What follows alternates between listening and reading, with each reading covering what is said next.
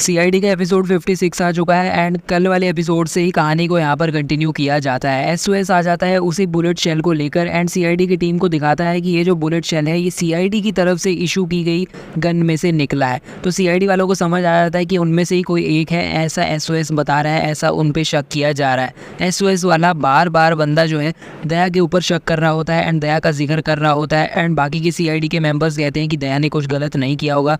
SOS कहता है उसे सब पता चल जाएगा कि दया कहाँ पर है, क्योंकि जैसा कि हमने कल देखा था कि उसने ट्रैकर लगाया था दया के बाइक में एंड अब उसी बाइक को ट्रैक करने लग जाता है एसओएस कि दया की लोकेशन कहाँ कहाँ आ रही है। अब वो बात अलग है कि हमने कल ही देख लिया था कि दया को पता चल गया था कि उसके बाइक में ट्रैकर लगा हुआ है। ये सब चल ही रहा होता है, उसी समय पे सीआईडी वालों को कॉल आने लग जाते हैं अलग अलग केसेस के।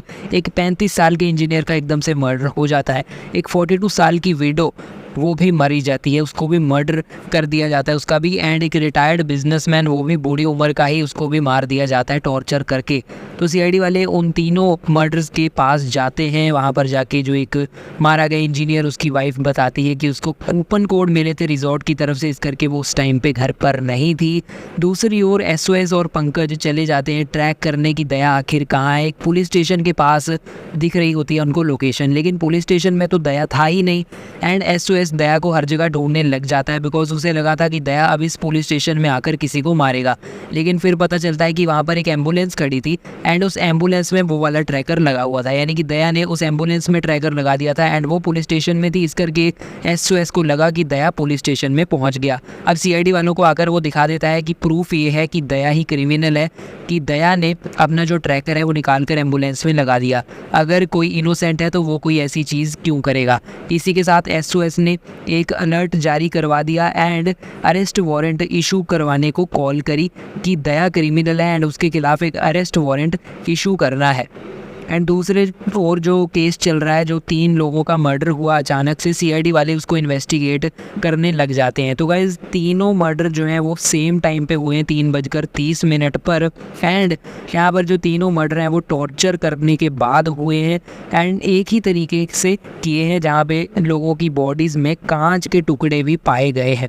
तो यहाँ पर इन्वेस्टिगेशन इस केसेस की चल रही थी कि ये तीनों केसेस एक दूसरे से काफ़ी ज़्यादा हद तक अटैच्ड हैं, कनेक्टेड है एंड ये भी पता चलता है कि यहाँ पर ये जो बॉडीज़ थी उनमें से एक बिल्ली के बाल पाए गए हैं, यानी कि मे बी जिसने मर्डर किया है उसका कोई बिल्लियों से कनेक्शन हो सकता है।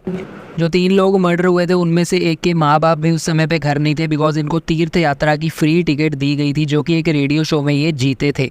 एंड यहाँ पर बाद में जो वाइफ थी उसके पास भी इन्वेस्टिगेट करने से यही पता चला कि रिजॉर्ट की तरफ से जो उसको फ्रीज डे के कूपन वगैरह मिले थे, इस करके वो बाहर गई थी।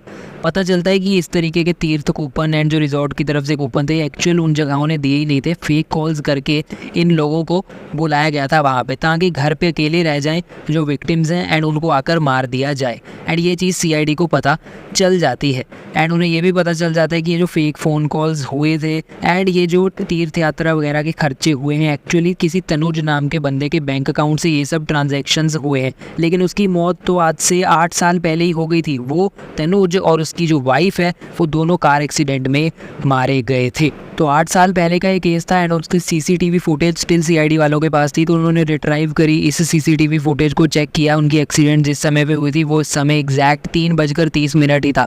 तो वही वाला समय जहाँ पर इन तीनों मर्डर्स को भी अंजाम दिया गया है। तनुज और उसकी वाइफ जिनका कार में एक्सीडेंट हुआ था 8 साल पहले, बहुत ही ज़्यादा तड़प कर मरे थे, यानी कि इनका एक्सीडेंट हो गया था लेकिन कई घंटों तक ये जिंदा रहे थे, किसी ने इनको बचाया नहीं एंड इसी करके कई घंटों तक तड़पने के इनकी मौत हो गई थी। सीसीटीवी में देखने को मिलते हैं कि 3 और कार्स इनके सामने से गई, इनके पास से गई। सीआईडी वालों ने पता किए 3 कार्स किनकी हो सकती हैं बिकॉज पॉसिबिलिटी लग रही थी कि जो 3 लोग जिनका मर्डर हुआ है उन्हीं की कार्स हो सकती है एंड एसीपी प्रद्युमन का ये जो डाउट था वो बिल्कुल सही निकला बिकॉज ये जो तीनों कार्स हैं वो ममता, अनुपम एंड अश्वथ की ही थी, यानी कि वही 3 लोग जिनको एकदम से घर में घुसकर मर्डर किया गया है 3:30 पर ही, यानी कि डेफिनेटली इस कार एक्सीडेंट से उनका डेफिनेटली कोई कनेक्शन है। लेकिन ये दोनों लोग तो मारे गए थे, तो आखिर इनकी फैमिली में और कौन लोग थे?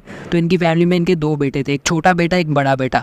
जो बड़ा बेटा था वो तो गायब हो चुका पिछले कुछ सालों से, लेकिन ये जो छोटा बेटा था था, जिसके पास सीआईडी वाले पहुंच जाते हैं। ये अपनी रूममेट के साथ रह रहा होता है एंड इससे जब इस बारे में पूछा गया तो ये बताता है इसे कुछ भी नहीं पता, ये तो एग्ज़ाम देने गया हुआ था एंड एग्ज़ाम की प्रिपरेशंस में तैयारी कर रहा था। इसकी जो साथ में रूममेट थी वो भी इसको एग्री करी इसकी बातों को एंड सीआईडी वालों के सामने कहा कि ये तो एग्ज़ाम दे रहा था, सच में मैं इसके साथ ही थी, यहीं पर पढ़ रहा था। लेकिन वहाँ पर एक बिल्ली भी थी उसी कमरे में। अभिजीत का ध्यान उस बिल्ली की तरफ जाता है तो अभिजीत उस बिल्ली को हाथ लगा लेता है एंड बाद में यहाँ पे जो बिल्ली मिली है एंड उसके जो बाल अभिजीत ने पकड़ लिए हैं वो लेकर जाता है डॉक्टर गार्गी के पास। डॉक्टर गार्गी मैच कर लेती है एंड जो बिल्ली के बाल पहले मर्डर बॉडीज़ के पास से मिली थी एंड ये वाली बिल्ली के बाल टोटली सेम है, यानी कि उनका डीएनए भी मैच हो गया है, यानी कि वो सेम बिल्ली है।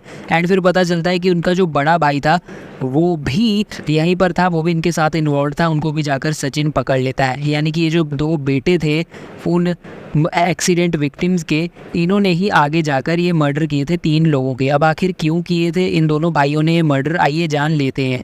तो गाइस बेसिकली इनके मदर और फादर की वो कार एक्सीडेंट में मौत हो गई थी, जो कि हमने 8 साल पहले देखी थी उसकी सीसीटीवी फुटेज। तो गाइस उस फुटेज में जो 3 लोग कार्स में उसके पास से गुजर गए थे उनको देखकर इनको काफ़ी ज़्यादा गुस्सा आ रहा था, बिकॉज वो लोग मदद कर सकते थे इनकी मदर और फादर की, बचा सकते थे या फिर एम्बुलेंस ही कॉल कर सकते थे, लेकिन उन्होंने ऐसा कुछ भी नहीं किया।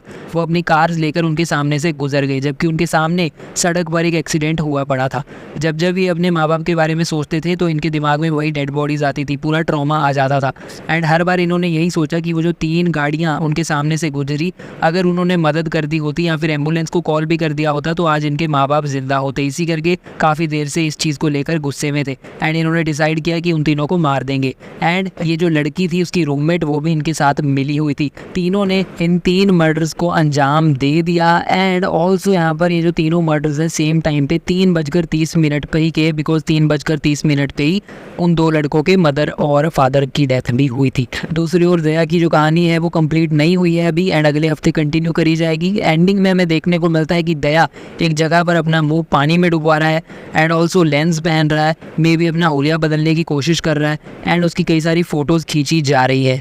मे बी वो अपना फ़ोटोज़ वगैरह खिंचवा रहा है या फिर कुछ ना कुछ तो अपनी आइडेंटिटी बदलने की कोशिश कर रहा है। एग्जैक्टली क्या कर रहा है हमें अगले हफ्ते में पता चलेगा, पर एंडिंग में सस्पेंस पे छोड़ दिया गया है, क्लिफ हैंगर पे छोड़ दिया गया है। आने वाले हफ्ते में भी हमें यही स्टोरी लाइन कंटिन्यू होती हुई देखने को मिलेगी and Daya versus SOS continue होता हुआ देखने को मिलेगा।